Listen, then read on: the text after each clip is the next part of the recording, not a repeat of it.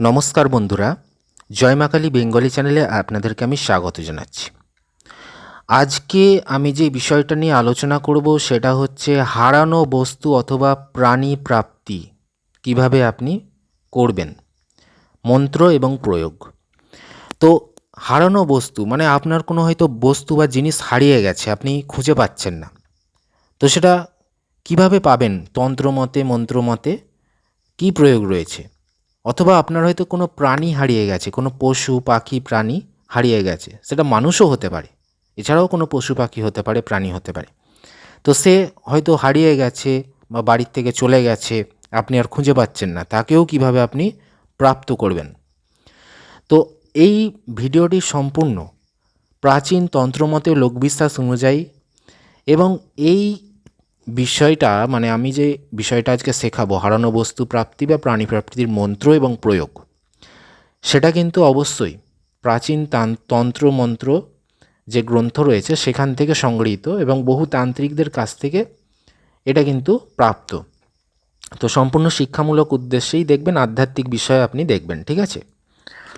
তো প্রথমত আমি আপনাদের 3টে পদ্ধতি এই ভিডিওতে বলে দেবো, আপনাকে মন দিয়ে শুনতে হবে। তো 3টে পদ্ধতির মধ্যে যে কোনো একটা পদ্ধতি আপনি করতে পারেন, ঠিক আছে? আমি সম্পূর্ণ ডিটেলসে বুঝিয়ে বলে দিচ্ছি হারানো বস্তু অথবা প্রাণী কিভাবে আপনি প্রাপ্ত করবেন। খুব সহজ, ভালো করে শুনবেন।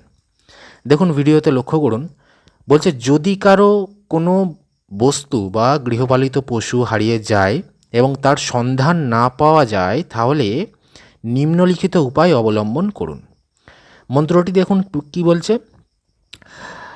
কার্ত বীর্যার্জুনা নাম রাজা বাহু সহস্র বাণ তেন স্মরণ মাত্রেন গত নষ্ট চ লভ্যতে।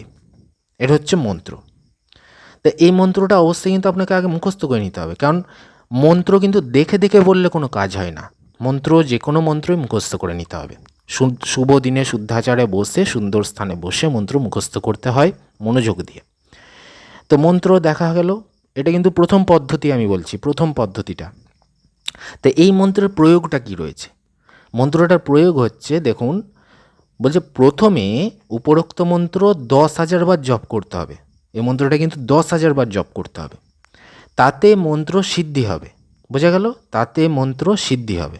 এই 10,000 বার জপ করলে তবে কিন্তু আপনার সিদ্ধি হচ্ছে। জপটা এইটা কিন্তু সিদ্ধ করতে হবে 10,000 বার, মানে আয়ত্ত করতে হবে। কোথায় বসে? ভালো পবিত্র স্থানে বসে, শুভ দিনে শুদ্ধাচারে বসে কিন্তু মন্ত্রটা 10,000 বার জপ করতে হবে। আপনি রুদ্রাক্ষর মালা বা বীজের মালা গুনে গুনে করতে পারেন। তারপরে বলছে প্রায় 10,000 বার জপ পূর্ণ হতে হতেই নষ্ট বা হারিয়ে যাওয়া সব কিছু পাওয়া যায়। 10,000 জপের পর এই মন্ত্রটিকে কি করতে হবে ভালো করে শুনুন, এখানে কিন্তু আসল প্রয়োগ। এবারে যখন আপনি মন্ত্র সিদ্ধ করে ফেললেন 10,000 বার জপের পর, তারপরে কি করতে হবে? এই মন্ত্রটিকে কাঠের তক্তায় কয়লার দ্বারা লিখে, একটা কাঠের তক্তা নেবেন, কাঠের পাটা তক্তা, তাতে কয়লা দিয়ে লিখতে হবে মন্ত্রটিকে। যে স্থান থেকে বস্তু পশু বা ব্যক্তি হারিয়েছে, মানে সেটা বস্তু জিনিস হতে পারে, পশু প্রাণী হতে পারে, বা কোনো মানুষ হতে পারে, যে হারিয়েছে, নিখোঁজ হয়েছে, সেই স্থানে তক্তাটিকে উল্টে রেখে দিতে হবে, উল্টো করে, মানে যেই দিকটায় আপনি মন্ত্রটা লিখেছেন পাটায় তক্তাতে, তো সেটা আপনি উল্টো করে রাখবেন। সে যেইখান থেকে হারিয়েছে ঠিক সেই জায়গাতে উল্টো করে রেখে দিতে হবে, মানে মন্ত্র লেখাটা নিচের দিকে থাকবে, এইভাবে উল্টে রেখে দিতে হবে তক্তাটিকে। এই প্রক্রিয়ার দ্বারা হারিয়ে যাওয়া বস্তু পাওয়া যায়, প্রাণীও ঘুরে আসে, হঠাৎ করে দেখবেন সে ফিরে এসেছে, বা কোনো বস্তু যেটা হারিয়েছে সেটা আপনি পেয়ে গেছেন। এটা আপনি কিন্তু করবেন। নিম্নের মন্ত্রটিও কিছু লোকের দ্বারা পরীক্ষিত।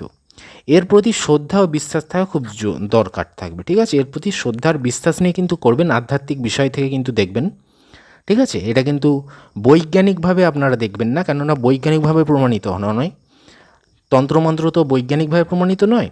তো যারা বৈজ্ঞানিক বিষয়ে বিশ্বাসী তারা কিন্তু এইসব ভিডিও দেখবেন না, যারা আধ্যাত্মিক বিষয়ে বিশ্বাসী তারা দেখবেন। তো এটা হচ্ছে প্রথম পদ্ধতি। এবার আপনাদেরকে বলি দ্বিতীয় পদ্ধতি। দ্বিতীয় পদ্ধতিও আপনারা ব্যবহার করতে পারেন। আপনারা দেখুন স্ক্রিনেতে, মন্ত্রটি হচ্ছে ওং কার্ত বীর্যায় নম। এখানেও একটা মন্ত্র রয়েছে, দেখবেন ওং কার্ত বীর্যায় নম। দেখতে পাচ্ছেন। এবার এর প্রয়োগটা কি বলছে, এই মন্ত্রটার প্রয়োগ, এটা কিন্তু দ্বিতীয় পদ্ধতি।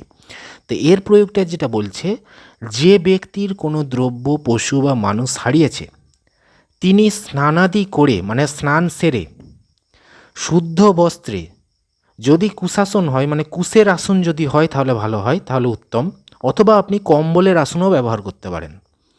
সেখানে বসবেন, পূর্ব বা উত্তর মুখে বসতে হবে, ধূপ দীপ জ্বালাতে হবে, দিয়ে কার্তবীর্যদেবকে প্রণাম করে, কার্তবীর্যদেবের ছবি যদি পাওয়া যায় আপনারা কিনে রাখবেন, সেটা সামনে রাখবেন। সেই কার্তবীর্যদেবকে প্রণাম করে এই যে মন্ত্রটা ওং কার্তবীর্যায় নমঃ, এই মন্ত্র 108 বার জপ করতে হবে এবং মনের মধ্যে তার হারানো বস্তু বা প্রাণী কোথায় আছে তার ইঙ্গিত পাওয়া যাবে। এই যে 108 বার যখন আপনি মন্ত্রটা করবেন ভক্তি ভরে, নিষ্ঠার সাথে, বিশ্বাস নিয়ে, তাহলে আপনি মনে মনে আপনি একটা আন্দাজ পেয়ে যাবেন, একটা ইঙ্গিত পাবেন, নিজের মনেতেই আপনি একটা ইঙ্গিত পাবেন, যে মানে মনটা টানাবে যে ওই বস্তুটা ওইখানে থাকতে পারে, বা ওই প্রাণীটা বা ওই পশুটা মানুষটা ওইখানে থাকতে পারে, এরকম একটা ইঙ্গিত আপনি পেয়ে যাবেন মনে মনে।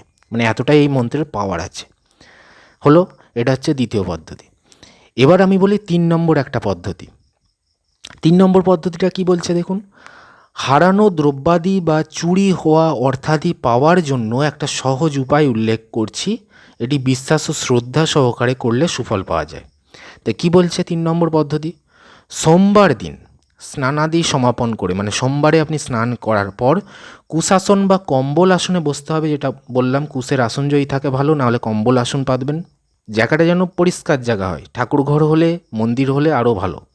তো সেখানে বসে উত্তর দিকে মুখ করে বসবেন, ধূপ দীপ জ্বালাবেন, দিয়ে চোখ বন্ধ করে শিবের মূর্তি ধ্যান করবেন।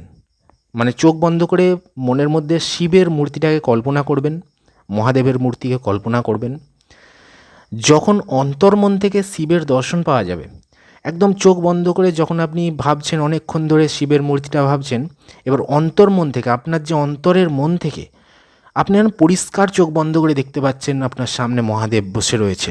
এইভাবে যখন আপনার অন্তর্মন থেকে আপনি দর্শন পাবেন শিবের, তখন মন একাগ্র হয়ে উঠবে। তখন হারানো বস্তু ফিরে পাওয়ার জন্য করুণ প্রার্থনা জানাতে হবে। যখন আপনি মহাদেবকে চোখ বন্ধ করে, একজন আপনার সামনে বসে রয়েছে মহাদেব, এরকম আপনি কল্পনা করছেন, তখন সেই মহাদেবকে আপনি ওই চোখ বন্ধ করেই মহাদেবকে আপনি করুণ কল্পনা করবেন মনে মনে, এবং তাকে আপনি রিকোয়েস্ট করবেন, জোড়হাত করে আপনি সেই মহাদেবের কাছে নিজের মন থেকে বলবেন যেন আমি ফিরে পাই, এই প্রার্থনা করতে হবে করুণভাবে। তারপর চোখ খুলে সূর্যের দিকে চেয়ে প্রণাম করবেন, চোখটা খুলেই এবারে সূর্যের দিকে তাকাবেন, দিয়ে সূর্যদেবকে প্রণাম করবেন। সোমবার কিন্তু উপবাস করতে হবে, মানে যেদিন কাজটা করছেন উপবাস করতে হবে, কিন্তু একজন ব্রাহ্মণকে অন্নদান করতে হবে, একজন ব্রাহ্মণকে কিন্তু অন্নদান করবেন, খাওয়াবেন। এইভাবে 3-4টি সোমবার করতে হবে, কিন্তু 3-4টি সোমবার আপনাকে করলে মহাদেব প্রসন্ন হবেন এবং হারানো বস্তু বা ব্যক্তিকে পাওয়া যাবে। তাহলে বুঝতে পারলেন গোটা বিষয়টা। তাই 3টে পদ্ধতি আমি কিন্তু বলে দিলাম, অবশ্যই কিন্তু আধ্যাত্মিক বিষয়ের দিক থেকে আপনি দেখবেন, ঠিক আছে, এটা সম্পূর্ণ লোকবিশ্বাস অনুযায়ী, এবং এই ক্রিয়াগুলো কিন্তু আপনি করে দেখতে পারেন। এটা আপনি করতেও পারেন, নাও পারেন, আপনার বিষয়ের ওপর, ঠিক আছে। বিশ্বাস নিয়ে কিন্তু এই সমস্ত তন্ত্রমন্ত্র করতে হয়, তবেই কিন্তু আপনি ফলাফল পাবেন। এবং আজকের ভিডিও এই পর্যন্তই। আপনারা আরও যদি ভিডিও দেখতে চান অবশ্যই চ্যানেলটা সাবস্ক্রাইব করবেন, আর লাইক দেবেন, আর বন্ধুদের মাঝে শেয়ার করে দিন যাতে সবাই এগুলো জানতে পারে। ধন্যবাদ।